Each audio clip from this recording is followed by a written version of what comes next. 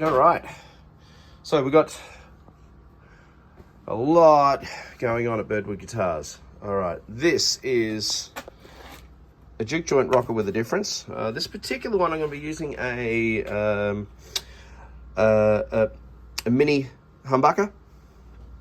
We've got our normal sound hole cover that we're going to be using, which is one of those sink strainers. It's kind of become a signature thing for Birdwood Guitars. And this is, as is our comfort heel on the back of our neck construction. That's it there. As we come up, this is the timber that we're using for the neck. And if we slide on over here, you're going to see a 1, a 2, and a 3 juke joint rockers, which are going to get completed in the next couple of days. Now, 2 are orders, and 1 is a new line, which is going to be this one here, which is this one here. So with the juke joint rockers, you can still order made to order, but I will be building, I've got 2 here that I'm currently building at the moment, which are actually stock items. So you can actually order, you'll be able to order juke joint rockers. And the fun thing about doing stock orders is that, well, you basically, you can get it straight away. You don't have to wait the 4 to 6 weeks for the delivery time for being made. They're all getting made while I'm building other things, and they are up on the shop. Made to order is great if you want a left-handed guitar, or if you want a 4-string, or if you want a just changes. If you want gold hardware or something like that, you just get in contact with them and say, hey, can I have one in gold hardware? Well, I'll make one in gold hardware. And that's when we go into that made to order type situation. But yeah, man, look at this. Check it out. This is all happening. Check out the figure on that once we got the stain on it and the sanding, and it's just, they're so cool, man. They just got such attitude, you know. They're just like, don't take crap from anybody. Really strong construction. These things absolutely rip it up, man. So again, if you wanted to order one at the moment, you can through birdwoodguitars.com, or if you would like to, just wait for a few days. I'm actually going to have, as I said, I'm going to have 2 on the website ready to go.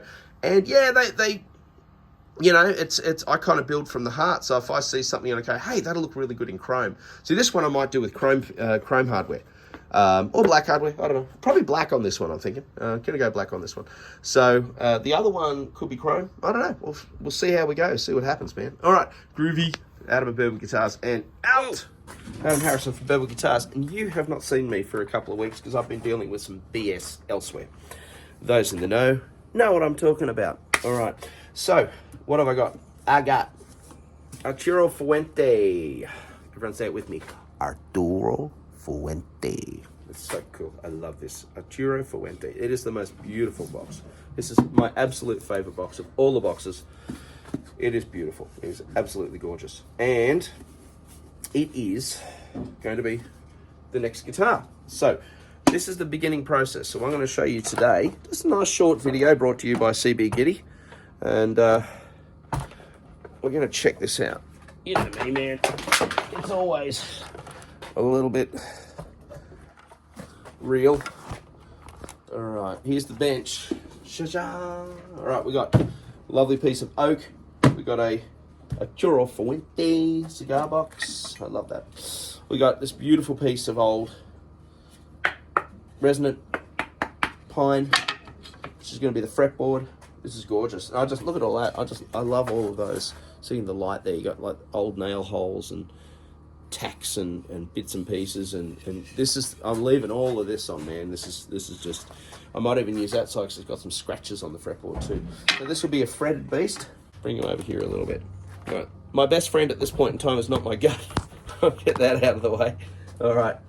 You can hear me. I've got a bit of a head cold at the moment, so don't get too close to the camera, all right? Don't get too close to your screen. All right, what we've got here, I'm going to get rid of the fretboard just for a second. I've got a length of oak. All right, I've marked where my headstock's going to finish, a little curve that I put on my headstocks. I've got 2 marks there. This is for the nut. I've written nut. I shouldn't have to write nut because I know what it is, and I'm a nut myself. All right, this is in centimetres. Obviously, I'm in Australia, so I use metric. But the irony, of course, is that I mark it at 25.5 inches, which I know is about 650 millimeters. All right, so what I do is I put my fretboard, I put my ruler on the fretboard, okay, or the timber that's going to be the neck, and I always like my bridges to be around about here. I could put it there. It depends what I'm going to do. I'm going to do this with a traditional bridge. I'm not going to use one of those steel, fully intonatable Duvalaki. Oh, see, this is the thing. Now I'm thinking, should I do like this, a traditional bridge, which is just a simple timber bridge, or like with a bolt or something like that, or do I want to get all razzle dazzle and do one of these, a steel bridge? Questions, man. What am I going to do? Well, that fit nicely there. I want to show this off, and I'm going to put a pick up here. Well, actually, this is where the bridge will be because it's upside down. This is where the bridge is going to be, and this is where the pickup's going to be. So it'll leave that beautiful picture there in the front. And I might put a single coil pickup in there, which will look really, really cool. So yeah, I think I'm going to do one of my 3-piece necks on this sucker. I'm not going to do a neck through. So, all right, so the way I'm going to do this is, okay, we'll figure out where we want our bridge to be, which I'm going to say is around about here, because we're going to have, now this will mean a slightly shorter neck, actually, to be honest with you. No, it won't. I've got a 25-inch scale neck. Oh, look, I could put 20 frets on there, real easy. So 20 frets on that is going to be nice and fun. So what I do is, if you have a little look here, I'm going to get you off the Duvalaki, and have a little look here, okay? Where's the camera? Camera's there. All right, if you have a little look here, there's an indent. This is where the lid, it's an inset lid. It's not one of those lids that flaps right over the top. Let me show you what I mean.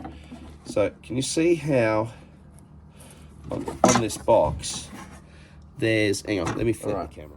Can you see here, can you see here on this box, how you've got the inset lid? It's there. So when I measure where I'm going to want my fretboard to finish, it has to finish on the inside side of that neck. All right, so otherwise I'm going to cut it too short. So when I do this with these types of guitars, I do it with the top open. I find where I want my, same thing in here in the body where I'm going to put my bridge. I'm going to want my bridge to be about there. Man, I'm eyeballing it still, all right? I'm not going to be like mental about it. And what I'm going to do is I'm going to put a mark on the inside of the neck right here, and I'll show you in 2 seconds.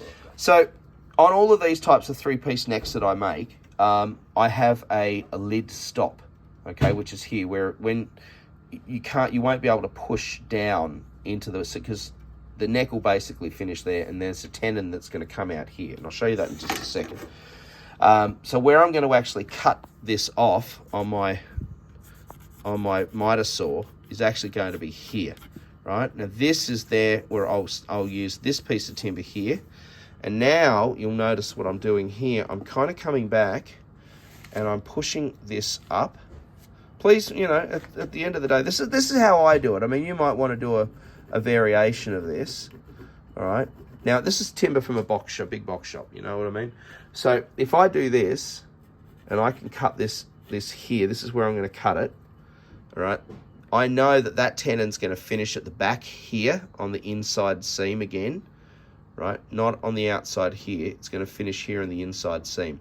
All right, so what's going to happen there now is I'll then be able to put my block on the top.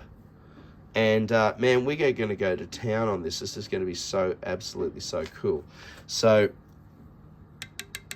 I know that the bridge is going to fit. Actually, the bridge is going to finish closer here now. So the bridge is going to have to be here. So if you look, you can't take into consideration the length of the whole box, because this is 2 pieces, and this is going to overlap to about here underneath. All right, so let's just, instead of me yapping, let's just show you. All right, you can see the desk here, it's empty. All right, it is way too cold. These things have been on the clamps for 3.5 hours now, and it's still not ready. It's 9 degrees Celsius here at the moment under in the Purple Guitars workshop, and you can see it is. I'm going to leave these things on the clamps until tomorrow afternoon. This is where we're up to with these particular builds. So what I do is when everything's doing, I keep the boxes and the necks all together. You can see these, obviously. We've got everything happening here. This is all going to get, these will get all put together.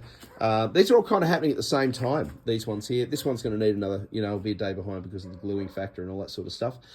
So we got 1, 2, 3, 4 juke joint rockers. We've got a lightning boy, traditional lightning boy happening here. And I got neck material here, I got fretboard material here. I got it's just crazy, man. It is absolutely crazy. All right. So thanks for watching. I'm going to leave it at that today. This episode's been thanks to CBGs. So hit that link down the bottom. If you want to support the show, best way to do that is to hit the CBGs link, the affiliate link. If you need to order Cigar Box guitar parts anywhere in the world, from cbgitty.com. Use this link and the promo code Birdwood, and that will get you 10% off the price of your first 3 orders with CBGitty. Just remembering that Australian and New Zealand customers are also doing better now because we've got a better shipping rate from the United States, which really, really helps out. Best way you can support this show, in all honesty, guys, apart from that affiliate link, is just click that like and subscribe button, guys. If you're watching the show and you like it, please click like, please click subscribe. It's free and it really helps the program. The other thing is we've also got the Cigar Box Guitar Builder podcast. If you haven't listened to the podcast and the interviews, it's great to put on in your workshop. You just pop it on your phone or pop it on your stereo, whatever it is, or your computer, and you can listen to it at iTunes, you can listen to it at Podbean through the Podbean app, you can listen to it on Spotify as well, any of your major downloading kind of things, but they're the big ones. If you're looking for iTunes, is usually the bit. That's the one that really gets the listens. Please comment, please click like and all that sort of stuff on and follow on those. It helps with the analytics. The other thing you can do is just tell your friends, guys. Tell your friends about the show. Tell your friends about the podcast. Tell your friends about the Facebook group. We're just about to hit 7,000 group members at the moment, which is just absolutely brilliant. I'm also going to be putting together a website for the group, and for this channel, and for the podcast, where you can actually buy merch and help support the show. If you love what we're doing, if you don't love what we're doing, don't buy the stuff. You know what I'm saying? Why are you watching this? But it's all about just getting in there and trying to put together a good show for you guys. I've always been about sharing what I know, as maybe as limited as all of that is, but I do like sharing. I want to help promote what we're doing here. Life is really, it's not easy out there in the world. And doing this, building Cigar Box guitars, isn't just a really cool hobby. It's also a really good way to help your family out financially. It's a great side hustle. There is money to be made in it, selling Cigar Box guitars at markets and festivals, and just getting it all happening out there, guys. That's why the show's there. The latest episode of the Cigar Box Guitar Builder podcast, I'm talking to Darren about do's and don'ts about opening up a business and doing things like that. If you disagree with any of the stuff I talk about, it's just my point of view. I've been doing this since 2012, and this has been a really fantastic avenue for me to help my family and to earn a bit of extra money. And to the point now where things going the way they are, I'm probably going to be even more focused on, again, developing this as my main source of income. So let's see what happens. I'm actually really excited about it. It's very, very cool.